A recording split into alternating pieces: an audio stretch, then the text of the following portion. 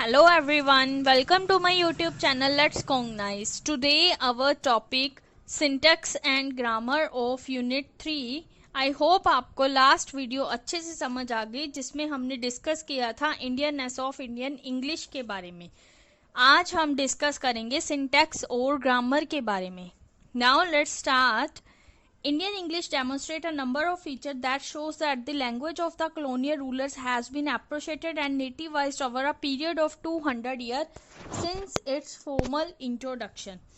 जो Indian English है उसमें क्या है, नंबर ऑफ फीचर्स है जो किस चीज को शो करते हैं, कॉलोनियल रूलर की लैंग्वेज को, जो क्या है काफी अप्रोशिएट है और नेटिवाइज्ड की गई थी 200 ईयर से।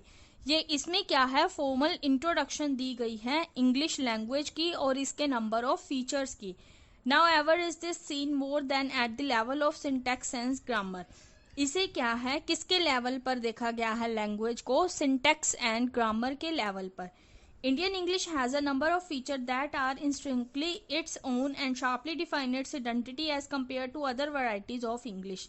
जो इंडियन इंग्लिश है उसमें क्या है, काफी नंबर ऑफ फीचर्स होते हैं, मतलब जो क्या है उसके खुद के फीचर हैं और उसे डिफाइन किया गया है, मतलब किस तरह कि वो खुद की पहचान करा सके, मतलब एक अच्छी आइडेंटिटी बना सके। इसीलिए मतलब वो अपने नंबर ऑफ फीचर है जो उसके उनके थ्रू अपनी खुद की पहचान बना सकती है English language as compare to other varieties of the English. दूसरी वैरायटीज है जो इंग्लिश की, उनके कंपेयर करके कहा गया है कि उसके काफी नंबर ऑफ फीचर हैं। There are many factors involved in this grammatical and syntactic shift, the primary one being the influence of indigenous language on the grafted language. यहाँ क्या है, काफ़ी सारे फैक्टर है जिसमें क्या है ग्रामेटिकल एंड सिंटैटिक शिफ्ट है, मतलब जिसमें ग्रामर को यूज़ किया गया है और सिंटैटिक की शिफ्टिंग को। प्राइमरी बीइंग किस पर इन्फ्लुएंस किया गया है, इंडिजीनियस लैंग्वेज है जो ग्राफ्टेड लैंग्वेज पर, उसको डिस्कस किया गया है। मोर एवर इसके अलावा understand the nativisation of English in India, it is necessary to realise that English spoken with different purposes. Nativisation of English को समझने के लिए इंडिया में सबसे जरूरी क्या है, इंग्लिश को बोलना अलग अलग पर्पस के लिए। ये बहुत ज़्यादा जरूरी है नेटिवाइजेशन ऑफ इंग्लिश को समझने से पहले। इन डिफरेंट कंटेक्स्ट, मतलब डिफरेंट पर्पस के लिए इंग्लिश को बोलना, डिफरेंट कंटेक्स्ट के लिए बोलना, इसकी प्रोफिशेंसी है जो वरी करती है अलग अलग लेवल पर, अलग अलग प्रोफिशेंसी है। कचरू ने इसको क्या कहा है, क्लाइन ऑफ बाइलिंगुअलिज्म, मतलब प्रोफिशेंसी की वर्डिंग को हम क्या बोलते हैं, cline of bilingualism. In India the proficiency level of the speaker may vary from the person to person even at the level of educated Indian English speaker. जो proficiency level होता है एक बंदे का, एक स्पीकर का, वो क्या है, एक बंदे से दूसरे बंदे तक भी अलग होता है। हो सकता है वो जिस बंदे से बात कर रहा है उसे इंग्लिश आती ही ना हो, और जो दूसरा बंदा है वो इंग्लिश में काफ़ी हायर हो, कुछ भी हो सकता है। तो क्या है, जो प्रोफिशेंसी लेवल है पर्सन टू पर्सन वरी करता है, मतलब अलग अलग होता है। इवन की जो एक एजुकेटेड है इंडियन इंग्लिश स्पीकर, उसके लिए भी जो प्रोफिशेंसी लेवल है वो अलग होगा। Thus, accordingly, we may have a wide range of speaker varying from the educated variety to Babu English, Butler English, Beery English, Kitchen English and Legal English, etc. उन्होंने इसके अकॉर्डिंग क्या कहा है कि हमारे पास स्पीकर्स की काफ़ी रेंज है, मतलब काफ़ी मात्रा में स्पीकर्स पाए जाते हैं जिनके पास जिनकी इंग्लिश है, मतलब एजुकेटेड वैरायटी है इंग्लिश की, वो काफ़ी है, जैसे babu English, butler English, bearer English, kitchen English, legal English, काफ़ी तरह की ये इंग्लिश की वैरायटी बताई गई है। These Englishes can actually be graded according to their usage and can from a Kline.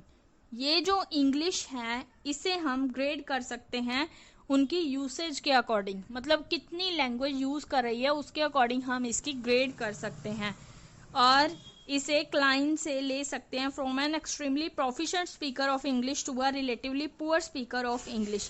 मतलब एक प्रोफिशिएंट स्पीकर पुअर स्पीकर से भी बिलोंग कर सकता है, मतलब ऐसे तो नहीं कि हमें इंग्लिश आती है और दूसरे बंदे को नहीं आती, हम उससे बात ही नहीं करेंगे, इट्स रॉन्ग। उन्होंने क्या बताया है कि एक प्रोफिशिएंट स्पीकर भी एक पुअर स्पीकर ऑफ इंग्लिश से भी बात कर सकता है। इसी को हम क्या बोलते हैं, क्लाइन ऑफ बाइलिंगुअलिज्म। क्लाइन का मतलब ही यही होता है जिसमें क्या है डिफरेंट प्रोफिशिएंट लेवल के बारे में डिस्कस किया गया है, जिसे हम क्लाइन ऑफ बाइलिंगुअलिज्म बोलते हैं। In the following section, we shall see how certain changes have been institutionalized and in the use of English in India at the syntactic and the grammatic level. Next section मतलब इसी का जो एक part है syntactic and grammatical variation, उसमें हम देखेंगे कि किस तरह से चेंजेस हुई है जो इंग्लिश है इंडिया में, जब उसे इंस्टीट्यूशनलाइज किया गया तो किस तरह की चेंजेस हमें देखने को मिली है। उन वेरिएशंस, उन चेंजेस को फॉलोइंग सेक्शन में डिस्कस किया गया है। नाउ हम डिस्कस करते हैं उसी सेक्शन को जो है हमारे पास सिंटैटिक एंड ग्रामेटिकल वेरिएशंस। इसमें हमें A2 दिए हुए हैं I तक 14 पॉइंट्स दिए गए हैं हमें, जिनमें क्या है वेरिएशंस दिखाई गई हैं, सिंटैटिक की वेरिएशन और ग्रामेटिकल की वेरिएशन। इंडियन इंग्लिश और ब्रिटिश इंग्लिश के बीच जो वेरिएशन हुई दोनों लैंग्वेजेस में वो देखने को मिलेंगी हमें। आई होप आपको उनसे अच्छे से समझ आएगा कि किस किस तरह की वेरिएशंस पाई गई हैं सिंटैटिक और ग्रामेटिक लेवल पर और प्रोफिशिएंसी लेवल पर। आई होप आपको ये पैराग्राफ अच्छे से समझ आ गया। तो हम स्टार्ट करते हैं first point of syntactic and grammatical variation. First point, in construction such as verb plus particle और इन फ्रेजल वर्ब एग्जाम्पल दी गई है डिस्पोज ऑफ। उन्होंने कहा है कि अगर हम वर्ब के साथ पार्टिकल को ऐड करें, मतलब इन अ फ्रेजल वर्ब में उन्होंने एग्जाम्पल दी है हमें डिस्पोज ऑफ की। The particle is added to such verb as normally do not take the particle. क्या है, उन्होंने क्या कहा है कि हम इस पार्टिकल को ऐड करेंगे वर्ब के साथ, जो हम क्या है पर्टिकुलर पार्टिकल को ऐसे इजीली ऐड नहीं कर सकते, इजीली नहीं ले सकते, पर हम वर्ब के साथ पार्टिकल को ले सकते हैं। जैसे फॉर एग्जाम्पल रियर ऑफ और eat of. It is quite common for Indian to say. Indian लोग क्या बोलते हैं, यही बोलते हैं rear of, eat of, dispose of, he died of. Indian लोग क्या बोलते हैं, ही डाइड ऑफ, वो मर गया। इन गुजरात, गुजरात में क्या बोलते हैं, डेथ को किस तरह से रेफर किया जाता है, बीइंग ऑफ। हम बोलते हैं ही डाइड ऑफ और गुजरात में बोलते हैं being of. One of the reason for this is the strong influence of the use of auxiliary verbs in Hindi और even the Dravid language. For example वो मर गया।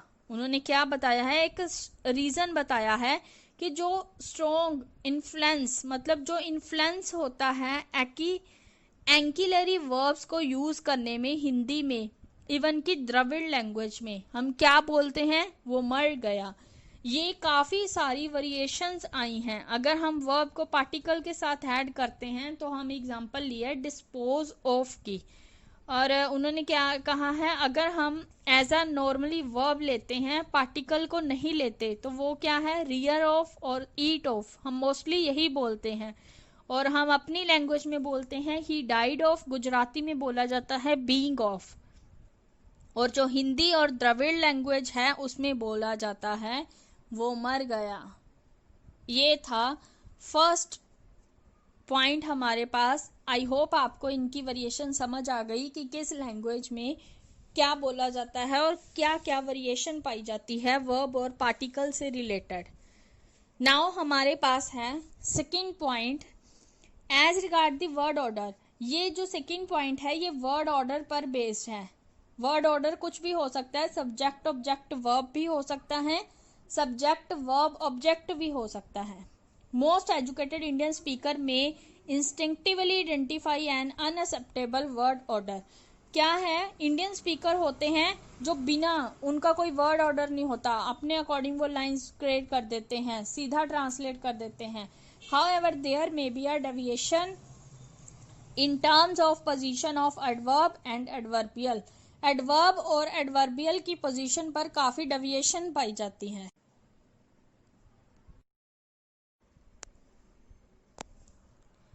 For example, the heavy lab work that I have now there is forcing me to stay back. यहाँ पे क्या difference दिखाया है कि हम यूज कर ब्रिटिश इंग्लिश में जो है हेयर नाउ यूज किया जाता है और यहाँ पे यूज किया गया है आई हैव नाउ हेयर। ये वेरिएशन है ग्रामर की, सिंटैक्स की। सेकंड है आई विल बी डिफाइनेटली ज्वाइनिंग। हम यहाँ पे डिफाइनेटली बी भी यूज कर सकते थे, बट इन्होंने यूज क्या किया है, बी डिफाइनाइटली। नेक्स्ट एग्जाम्पल है जो कॉस्मिक रे method also should be tried. Should be use किया गया है, ऑल्सो शुड बी, पर हम यहाँ पे क्या यूज कर सकते थे, शुड ऑल्सो बी। ऐसी काफी वेरिएशंस हमें देखने को मिलती है सिंटैटिक की और ग्रामेटिकल की। नाउ हम डिस्कस करते हैं थर्ड पॉइंट। ये जो थर्ड पॉइंट है मैं आपको बता दूं, ये पोस्ट पॉजिटिव ऑब्जेक्टिव के बेस पर है। There is a tendency in Indian English to use postpositive adjective attributively. For example दी है उन्होंने, the concerned authority should take appropriate action. Second दिया है, the concerned person should immediately collect the cheque from the bank. जहां पर उन्होंने दिया है कंसर्न्ड अथॉरिटी, वहां पे हम अथॉरिटी कंसर्न्ड यूज कर सकते थे, और जहां उन्होंने दिया है कंसर्न्ड पर्सन, वहां पे पर्सन कंसर्न्ड यूज करते थे, जो क्या है स्टैंडर्ड ब्रिटिश और अमेरिकन इंग्लिश में मोस्टली अथॉरिटी कंसर्न्ड और पर्सन कंसर्न्ड ही यूज किया जाता है। ये डिफरेंस है, वेरिएशन है ब्रिटिश और अमेरिकन इंग्लिश में और इंडियन इंग्लिश में। नाउ हम रीड करते हैं next fourth point. There is a strong tendency in Indian English to use the present perfect tense for the simple past. इसमें वेरिएशन दिखाई गई है अमेरिकन ब्रिटिश इंग्लिश और इंडियन इंग्लिश की प्रेजेंट परफेक्ट और सिंपल पास्ट की example लेके। For example, आप सभी को प्रेजेंट परफेक्ट टेंस और सिंपल पास्ट तो पता ही है क्या क्या यूज होता है। प्रेजेंट परफेक्ट में हम यूज करते हैं हैज बीन, हैव बीन, और सिंपल पास्ट में has, have, were, was, were, sorry did, was, were, ये यूज करते हैं, और प्रेजेंट परफेक्ट में हैव करते हैं, हैज बीन, हैव बीन। तो यहाँ पे उन्होंने एग्जाम्पल ली है, funds have been received last year. Fund है, यहाँ पे हैव बीन यूज किया गया है। सिंपल पास्ट में हम क्या यूज कर सकते थे, यहाँ पर funds were received last year. How this tendency is also becoming a part of English, British English today. ये जो टेंडेंसी है ये क्या है, आज के दिनों में ब्रिटिश इंग्लिश का एक पार्ट बन चुकी है। He is played for us last year, मतलब मोस्टली क्या है, इज यूज किया जाता है। ही इज, और फॉर्म लगाई जाती है वर्ब की, थर्ड फॉर्म मीन्स टू से ईडी लगाया जाता है। मोस्टली आज के दिनों में ये ब्रिटिश इंग्लिश का एक पार्ट बन चुका है, बजाय present, has been, have been और वर, वॉज, वर के यूज के बजाय इज और थर्ड फॉर्म यूज की जाती है। नेक्स्ट फिफ्थ पॉइंट है हमारे पास, There is also a tendency to use the present progressive for the perfective aspect of the present progressive. For example, ये क्या है, किस बेस पर है, present progressive और present perfect की बेस पर दी गई है। एग्जाम्पल दी है, I am running a school for the past 4 years instead of, जहाँ पे उन्होंने I am running यूज किया है, वहाँ पे हम I have been running भी यूज कर सकते थे। मतलब वेरिएशंस काफ़ी हैं, आप समझ ही गए होंगे। आपको हर पॉइंट में वेरिएशन देखने को मिल रही है कि कौन कौन सी वेरिएशंस हम खुद भी करते हैं, बस हम नोट नहीं करते, यही डिफरेंस है। अगर खुद की लाइफ में आप इम्प्लीमेंट करोगे तो आपको इजीली समझ आ जाएगा कि क्या डिफरेंस है ब्रिटिश इंग्लिश में और इंडियन इंग्लिश में, और उनकी वेरिएशंस में, दोनों के बीच की वेरिएशंस में और अंडरस्टैंडेबिलिटी में। नेक्स्ट पॉइंट है हमारे पास, as for the use of preposition. अगर हम प्रपोजिशन की बात करें, फॉर एग्जाम्पल जैसे मेंशन अबाउट, डिस्कस अबाउट, ये जो मेंशन अबाउट और डिस्कस अबाउट है, ये स्टैंडर्ड ब्रिटिश वैरायटी का पार्ट नहीं है, ये उसमें नहीं यूज की जाती। सेकंड दी गई है this nutrition is helpful for animals. हम यहाँ पे यूज कर सकते थे हेल्पफुल टू एनिमल्स, मतलब यहाँ पे उन्होंने किया है हेल्पफुल फॉर, और हम यहाँ पे हेल्पफुल टू भी यूज कर सकते थे। नेक्स्ट एग्जाम्पल है these books can be classified as literature. जहाँ पे क्लासिफाइड एज लिटरेचर किया गया है, हम वहाँ पे क्लासिफाइड अंडर लिटरेचर भी यूज कर सकते थे। ये है वेरिएशन। नेक्स्ट जी पॉइंट है हमारे पास there is also a tendency to use adverbials और nominals which a British English speaker might find redundant. क्या है? एडवर्बियल और नॉमिनल के बेस पर जो टेंडेंसी दिखाई गई है यूज करने की, वेरिएशन दिखाई गई है, वो ये है। जैसे फर्स्ट है the letter was duly signed by the director. क्या है? अगर ब्रिटिश इंग्लिश में देखा जाए तो ड्यूली ना भी लगाएं तो भी सेंटेंस का मीनिंग तो वही है, वो प्रोफेशनल लगता है। सेकंड है द एलोपैथिक, इंडियन में हम बोलते हैं एलोपैथिक लाइन, और यहाँ पे उन्होंने यूज किया है द एलोपैथिक ट्रीटमेंट। ये जो टेंडेंसी है ये मोस्टली किन चीज़ों को रिप्रेजेंट करती है? ऑफिशियल को, मतलब एक ऑफिशियल लैंग्वेज लगती है कॉमन कन्वर्सेशन में भी, अगर हम थोड़ी सी भी चेंजेस करें उसमें। You may receive the journal from next year. Next year अगर हम ऑनवर्ड यूज करें, ये डिफरेंस है यहाँ पे कुछ।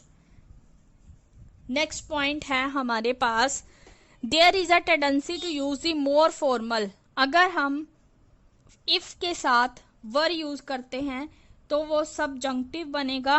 अगर हम इंडिकेटिव देखना चाहते हैं तो हम इफ के साथ वॉज यूज करेंगे। This is true at least at the school level.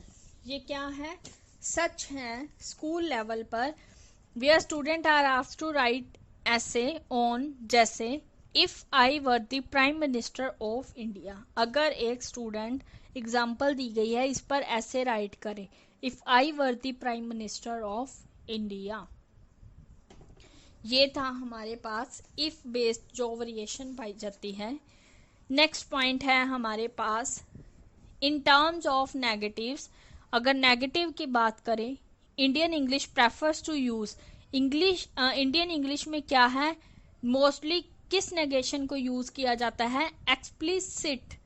While the British English में क्या होती है? चॉइस होती है, पर वो मोस्टली किसको प्रेफर करते हैं? Implicit.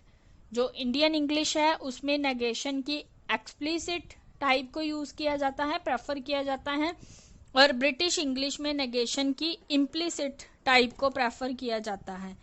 Explicit and morphological negation are used. जो एक्सप्लिसिट एंड मोर्फोलॉजिकल नेगेशन है वो यूज किए जाते हैं स्टैंडर्ड ब्रिटिश इंग्लिश में ओनली, तभी यूज किए जाते हैं when the preferred alternative are not available. जब इम्प्लिसिट नहीं होगा तो एक्सप्लिसिट और मोर्फोलॉजिकल यूज होंगे, अदरवाइज वो चॉइस को ही प्रेफर करते हैं। For example N Indian English speaker is more likely to say, जैसे I think Satish is not likely to come. ये क्या है? एक्सप्लिसिट नेगेशन है। सिर्फ उसने सोचा है कि सतीश नहीं आएगा, सतीश को यहाँ आना पसंद नहीं है। देन अगर हम यूज करें इम्प्लिसिट नेगेशन तो सेंटेंस कैसे बनेगा? आई think Satish would probably stay away. Probably use किया गया है यहाँ पे। और रेजिंग है जो, वो है कैसे बनेगा रेजिंग का sentence? I don't think Satish is likely to come. I hope आपको ये नेगेशन के तीनों टाइप समझ आ गई। नेगेशन होती है 3 टाइप्स की, एक्सप्लिसिट, इम्प्लिसिट और raising. Explicit mostly Indian English prefer करती है और इम्प्लिसिट ब्रिटिश इंग्लिश प्रेफर करती है, और रेजिंग है जो वो फॉलो की जाती है ब्रिटिश इंग्लिश द्वारा ही।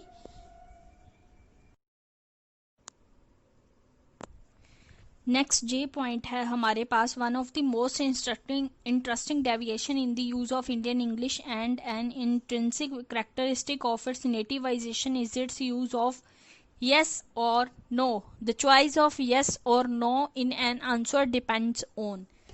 इसमें क्या है दिखाया गया है, ये मोस्ट इंटरेस्टिंग डेविएशन है जिसमें आंसर है जो ओनली यस और नो में दिया जाता है.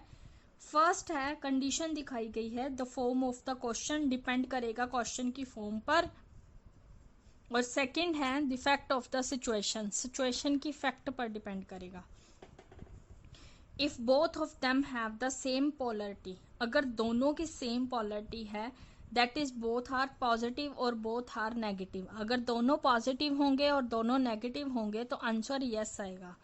जैसे didn't I see you yesterday in college, yes you didn't see me yesterday in a college. इसमें क्या है, यस को यूज किया गया है क्योंकि दोनों की सेम पोलरिटी है, सेम पोलैरिटी है दोनों की. डिडंट यूज किया गया है फर्स्ट आंसर में भी वही डिडंट यूज कर दिया. और दूसरा है जो सी यू यस्टरडे इन कॉलेज है वही सेम यूज कर दिया, दोनों की पोलैरिटी सेम है इसीलिए क्या लगाया गया, yes. In this exchange the form of the question is negative. अगर यही नेगेटिव में क्वेश्चन पुट किया जाए, since the answer is also is negative, तो आंसर भी क्या है, नेगेटिव ही आएगा. That is the responder was not in the college. अगर रिस्पॉन्डर मतलब अगर नेगेटिव में आता हो और क्वेश्चन मार्क में आता तो क्या है, तो आंसर भी क्या है, नेगेटिव में ही देना होता, यस फॉर्म में दे सकते थे. On the other hand if the polarity is not the same, अगर पोलैरिटी ना सेम हो तो आंसर है जो वो नेगेटिव में आएगा, नो में आएगा. ये था यस और नो का पॉइंट. इसमें वेरिएशंस दिखाई गई हैं.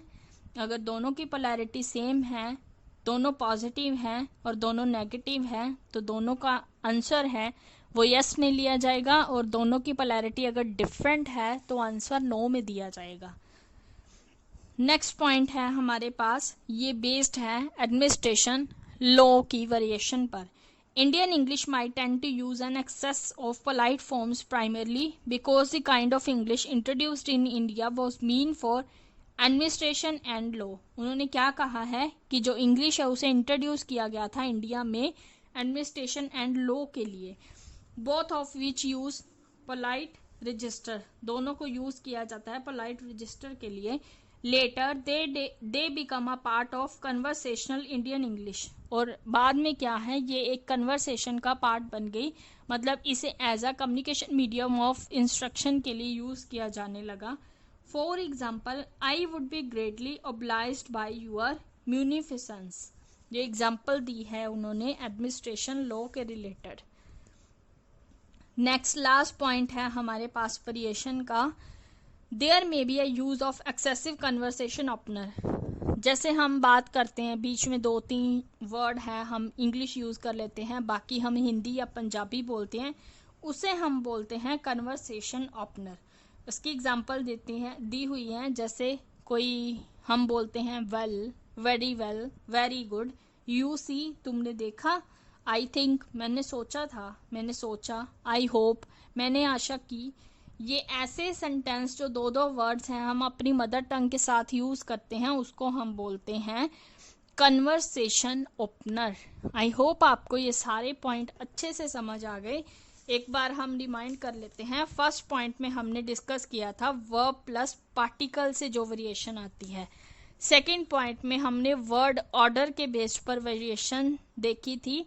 नेक्स्ट पॉइंट में हमने पोस्ट पॉजिटिव ऑब्जेक्टिव के बारे में डिस्कशन की थी, और प्रेजेंट परफेक्ट और सिंपल पास्ट के बारे में जो वेरिएशन देखी थी डी पॉइंट में. आई होप आपको वो भी अच्छे से समझ आ गई. ई पॉइंट में हमने डिस्कस किया था प्रेजेंट प्रोग्रेसिव और प्रेजेंट परफेक्ट को. एफ पॉइंट में हमने प्रेपोजिशन की प्लेस के बारे में देखा था. और जी पॉइंट में हमने ब्रिटिश इंग्लिश स्पीकर में जो रेडुडेंसी पाई जाती है एडवर्बियल और नॉमिनल्स को लेके जो वेरिएशन पाई जाती है उसे डिस्कस किया था. और एच पॉइंट में हमने इफ प्लस वर सब्जेक्टिव और इफ प्लस वॉज इंडिकेटिव दोनों को डिस्कस किया था. आई पॉइंट में हमने नेगेशन की 3 टाइप्स देखी हैं, एक्सप्लिसिट, इम्प्लिसिट, रेजिंग. जे पॉइंट में हमने यस और नो कैसे आंसर देना है पोलैरिटी के बेस पर उसे डिस्कस किया है। के पॉइंट में हमने एडमिनिस्ट्रेशन एंड लॉ के बेस पर, और आई में हमने डिस्कस किया है एक्सेसिव कन्वर्सेशन ओपनर के बेस पर। आई होप आपको ये पॉइंट अच्छे से समझ आ गए। English as we know was the language of the imperialist that was imposed on us. English को क्या है, इम्पीरियलिज्म की लैंग्वेज माना जाता है जिसे हम पर इम्पोज किया गया है।